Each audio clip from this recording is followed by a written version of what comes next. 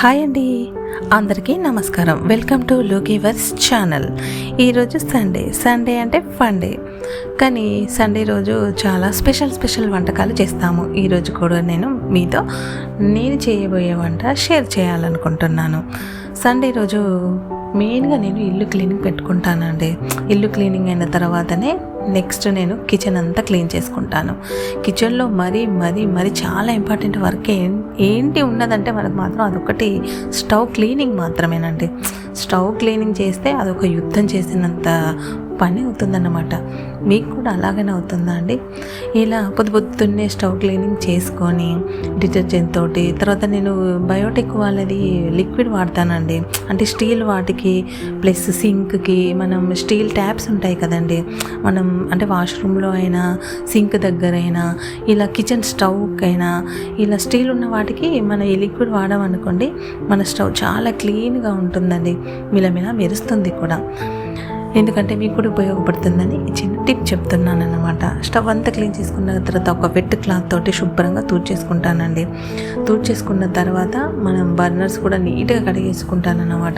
అందుకని జిడ్డు మరకలు ఏమైనా ఉంటే పోతాయి. అంటే డైలీ నేను కంపల్సరీ స్టవ్ క్లీనింగ్ పెట్టుకుంటానండి.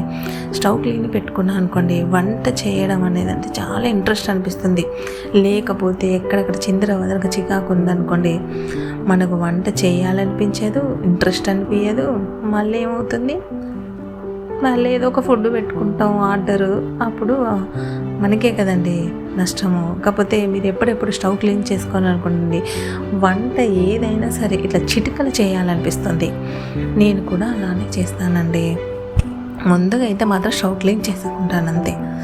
తర్వాత సండే అంటేనే ఇంట్లో కంపల్సరీ ఫ్యామిలీకి నాన్ వెజ్ ఉండాలి. మా పిల్లలకైతే నాన్ వెజ్లో మరీ ముఖ్యంగా చికెన్ అంటే చాలా ఇష్టం అండి.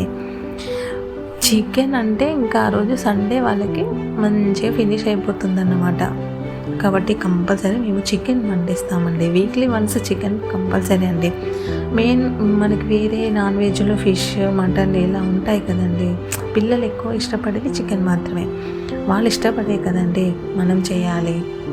వాళ్ళ తిని సంతోషంగా హ్యాపీ ఫీల్ అయితే అంతకంటే మనకేం కావాలో చెప్పండి. అందుకే ఎంతో గుమగుమలాడే చికెన్ కర్రీ ఈరోజు చేయబోతున్నాను అన్నమాట.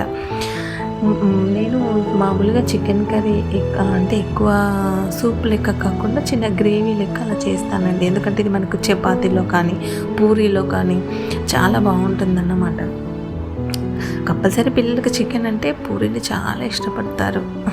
అందుకే వాళ్ళకు దీని కాంబినేషన్గా పూరీ కూడా చేస్తానండి నేను. ఇలా నేను చికెన్ కర్రీలో ఎక్కువగా అంటే బాగా పిల్లలకి ఎట్లా అంటే ఎక్కువ స్పైసెస్ కాకుండా నార్మల్గా, అంటే నేను ఫస్ట్ ఆయిల్ వేసేసి ఒక 2 పచ్చిమిర్చి అలా వేగాక తర్వాత ఉల్లిపాయ ముక్కలు కూడా ఒక మీడియం సైజు కోచి వేసుకుంటానండి. మనకు కొంచెం బ్రౌనిష్ కలర్ రావాలండి. దానికోసం నేను ఏం చేస్తానంటే చిటికెడు సాల్ట్ వేస్తాను. సాల్ట్ వేయడం ఏమవుతుంది అంటే తొందరగా బ్రౌనిష్ అవుతాయి అన్నమాట, మంచిగా వేగుతాయి, ఎక్కువ టైం పట్టది, మనకి గ్యాస్ కూడా ఆదా అవుతుంది. తర్వాత అల్లం వెల్లుల్లి పేస్ట్ కూడా వేస్తానండి. ఇవన్నీ ఏంటంటే మనకు అల్లం వెల్లుల్లి పేస్ట్ వేసేసరికి కొంచెం అడుగంటినట్టు అవుతుందన్నమాట. అయితే మధ్యలో కలుపుతూ ఉండాలండి. అప్పుడు అడుగంటకుండా మంచిగా అల్లం వెల్లుల్లి పేస్ట్ కూడా పచ్చివాసన పోయి మనకు ఒక రకమైనటువంటి మంచి అరోమా స్మెల్ వస్తుంది, చాలా బాగా అనిపిస్తుందండి. తర్వాత ఇప్పుడు నేను ఈ స్పైసీ మనకి ఉంటాయి చూడండి, గరం మసాలా దినుసులు, అవి పౌడర్ చేసి పెట్టుకుంటాను అన్నమాట. అది ఎక్కువ ఏంటంటే మనం ఈ చికెన్ అంతా ఫస్ట్ నీట్గా కడిగేసుకొని దానిలో అన్నీ వేసి మనం ఒక 1/2 అవర్ అలా నేను పక్కకు పెట్టుకుంటానండి. ఆల్రెడీ నేను ఒక 1/2 అవర్ అయింది నానబెట్టుకున్నాను. దానిలో కొద్దిగా పసుపు, కారం, లైట్గా ఉప్పు వేస్తానండి. తర్వాత ఆయిల్, అల్లం వెల్లుల్లి పేస్ట్, కొంచెం గరం మసాలా, పచ్చి ధనియాల పొడి, ఒక 2 టీ స్పూన్ల పెరుగు, ఒక 1/2 నిమ్మరసం, ఇలా అన్నీ బాగా మిక్స్ చేసేసుకొని ఒక 1/2 అవర్ అలా మూత పెట్టేసుకొని పక్కకు పెట్టుకుంటాను. ఇలా చేయడం వల్ల ఏమవుతుందంటే మనకి చికెన్ వచ్చేసి చాలా టేస్టీగా అవుతుందన్నమాట. అంటే మనం వండినా కూడా దానిలో ఉన్నటువంటి అవి చాలా చికెన్కి ఇంగ్రీడియంట్స్ అనేది చాలా మంచిగా పడతాయన్నమాట. అంటే మనం ఇప్పుడు ఉల్లిపాయ మిర్చి వేసి దోరగా వేయించాము కదా, దానిలో ఇంకా మన పసుపు కారం ఇవన్నీ వేయాల్సిన అవసరం పడుతుంది. చికెన్కే మనం పట్టించామనుకోండి, అప్పుడు చికెన్ చాలా టేస్టీగా చాలా అమోఘంగా ఉంటుంది. అసలు మనం ఇంత చిన్న కర్రీ వేసుకున్నా కూడా అన్నం మంచిగా తినచ్చు. అది ఎలా అవుతుందంటే, కొద్ది కర్రీ వేసుకున్నా కూడా అన్నం అంతా చాలా స్పైసీగా చాలా చాలా చాలా బాగా టేస్టీగా ఉంటుందండి. ఇప్పుడు నేను చికెన్ అంతా ఇలా మనం వేసిన తర్వాత ఒక 5 మినిట్స్ అలా మొత్తం బాగా కలిపేసుకొని, తర్వాత ఒక 5 మినిట్స్ తర్వాత మనం ఏం చేయాలంటే ఒక 2 టీ గ్లాసుల వాటర్ పోయాలండి.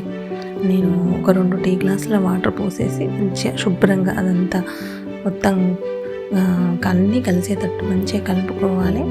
ఇదంతా మొత్తం కలిపేసుకున్న తర్వాత ఆ వాటర్ అంతా మంచిగా దానిలోనే మంచిగా మగ్గనివ్వాలి, ఆ వాటర్లోనే. అందుకే తర్వాత ఇవన్నీ శుభ్రంగా కలుపుకున్న తర్వాత మనం కొత్తిమీర కూడా సన్నగా తరిమి పెట్టుకోవాలండి.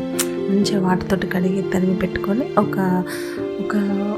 బౌల్ కొత్తిమీర తీసుకున్నాం కదండి, అయితే అందులో ఒక హాఫ్ మాత్రమే మనం ఇలా కొత్తిమీర అంతా దీనిపైన గార్నిష్ లెక్క వేసుకోవాలన్నట్టు.